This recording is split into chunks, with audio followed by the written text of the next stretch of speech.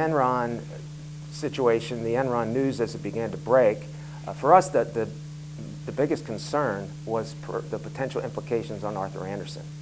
We were aware of some of those implications as reported in the press. We were also getting updates from our Arthur Andersen audit partners. And so for us, the major concern was what might happen with regard to Arthur Andersen. Arthur Andersen had been the auditors of the Hershey company since the company went public in 1927. So a very long-standing relationship, great people.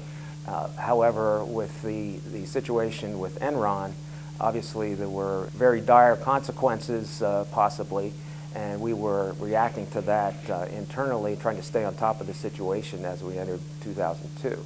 But after their indictment for obstruction of justice, we saw sort of the possibility that Arthur Andersen may no longer be viable as a firm.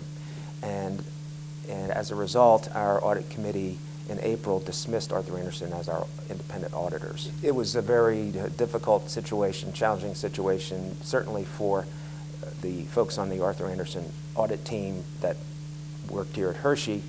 Their lives obviously were turned upside down, a lot of uncertainty at that time. Certain partners, I know one of the engagement partners on our audit was planning on retiring in the not too distant future, and his life was certainly greatly disrupted.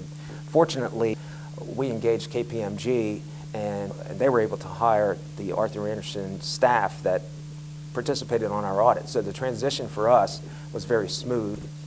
When we considered what was happening to Enron and Arthur Andersen, those seemed like they could be, or at least Enron could be, an isolated incident.